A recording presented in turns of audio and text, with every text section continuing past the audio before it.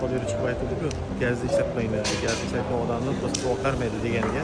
Ular polni gazni o'chirib, hozir o'tinda ishlashyapti ekan, mana qarang.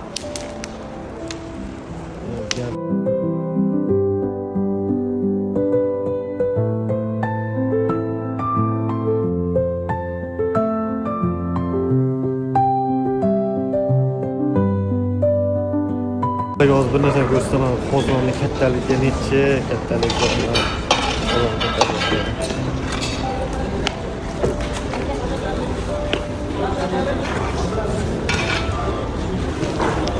savol, necha kishiga osh damlasa bo'ladi mana shu katta qozonda? Dahshat.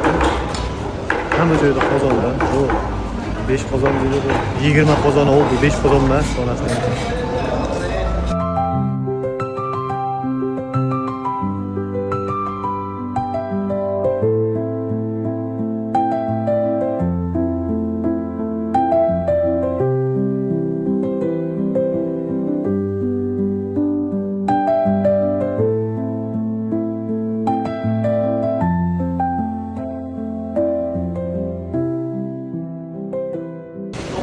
Bundan geçe bir 5 yil 6 yil oldin mana shu 5 qozonga kelgan payti bunaqa ahvol emasdi. Mana shu boshqacha edi. Lekin hozir hamma joyni zo'r qilib bunaqa effektchalar berib qo'ygan. Orqaga qaranglar. Mana shu dahshat 5 qozon. Da, hozir hamma aytamiz, zo'rmi, yo'qmi, Samarqand oshiday mashhurmi, Samarqand oshiday bormi, yo'qmi, o'shani aniqini sizlarga aytamiz. Kuzatib boring.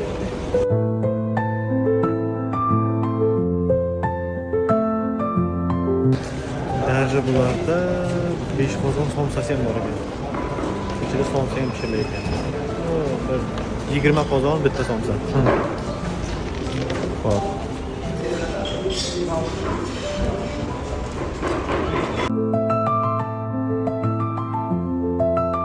Boya 5 qozon oshga kirgan payti osh biz yedik. Samarqandcha osh yedik. To'g'risi O'zbekiston bo'yicha Samarqand oshi kelayotgani yo'q. Ta'mi ham bo'yicha, ko'rinish bo'yicha ham. Bu yerning oshi menga вообще yoqmadi. Eng qizig'i choy, salat, non bunaqa narsa отдельный.